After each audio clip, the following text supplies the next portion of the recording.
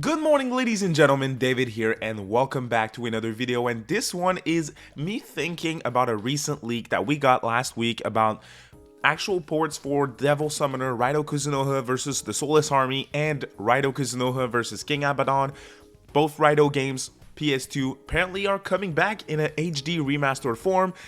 I will link the news update that in the video description, so if you haven't watched my news video talking about what happened here, I suggest you check that out before listening to today's video. But this video, I had this idea because a lot of people, myself included, were thinking that Shin Megami Tensei Digital Devil Saga 1 and 2 would be the next ports, the next HD remasters from Atlus that are from the PlayStation 2 era.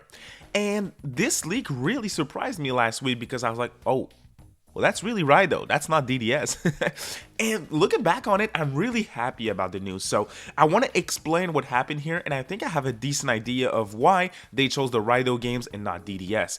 Let's get right into it. So if you're into weekly RPG content, please consider subscribing. You're at the right place for that. Otherwise, I'm still running a giveaway for a code on your platform of choice for Metaphor ReFantazio. All you have to do is subscribe and comment on this video with your platform of choice.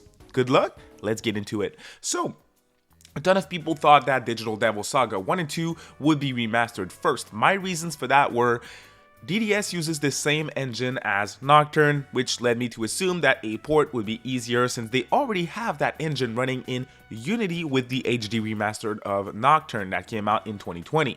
That was my first reason.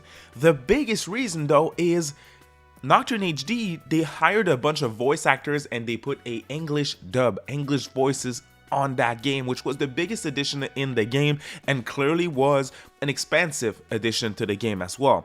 And if you don't know, Digital Devil Saga 1 and 2 are the only PlayStation 2 Megaton games that aren't Persona that are English voiced. So yes, the Raidou games are not dubbed in English, which means that if they bring those back, I think it's fair to assume that they're going to want to dub these games since the first Nocturne was dubbed as well, and that would be more expensive than DDS 1 and 2, which are already voiced in English. So that is the first thing well, the second thing that comes to mind when it comes to why DDS made more sense. The other big argument is if you look at Shin Megami Tensei 5, if you look at Shin Megami Tensei 3 Nocturne, if you look at even SMT 4 and 4 Apocalypse, which are recent-ish SMT titles that people loved, that were all successful when they came out, like literally all the games that I mentioned were very successful. You look at these games, you look at DDS, it's 1 + 1 = 2. It's a similar game, you can see it's similar franchise and everything. Turn-based combat, press turn combat. If you look at Raidou Devil Summoner, yes, there is certain demons that are in these games, but it's an action-based style of combat. It's very different than the other games that I mentioned, which would make it less recognizable to the general public in modern days. That was another of my arguments. So no dub, different combat totally than other modern entries that did very well, not the same engine. What's going on? Why did they choose that? I asked you guys just because I was really curious about that. Now, if you were to ask me what do I prefer, what port would I like to have in terms of an HD release in modern day, I would say the Raidou games, simply because I played and beat and reviewed Digital Devil Saga 1 and 2. These games are peak though, so I would be excited to replay them, and I would be excited for you guys to have an opportunity to check them out. They're awesome. But I have not played the Raidou games. They're on my SMT pile of shame, backlog of shame, call it however you want to call it. So the ability to play these games on modern platforms is a treat to me, not to mention that I am fortunate enough to have Raidou 1 and 2 already. I have that in my collection. I've been the owner of these games for a long time now, but if you guys didn't know, these games are crazy expensive. The Raidou 2 Collector's Edition that I have is probably the most expensive item in my gaming collection. So these games are not accessible at all. You can't buy them. You can't buy the PS2 port on any type of digital store place anymore. The only thing that you can do is to legally emulate the games. But other than that, there's nothing else that you can do to play these games, so they would be refreshing to have in English, tweak the controls a little bit. Hey, if you can add English voiceover, count me in, that sounds great. I polled you guys, since I was curious, what game would you prefer though? My preference was Raidou. You guys is probably different. Actually different. What PlayStation 2 remaster would you prefer and why? Roughly 2,000 of y'all voted. Thank you for voting as always, and thank you for your comments. I appreciate that. Devil Summoner Raidou Kuzunoha 1 and 2, 28%. Shin Megami Tensei Digital Devil Saga 1 and 2, 72%.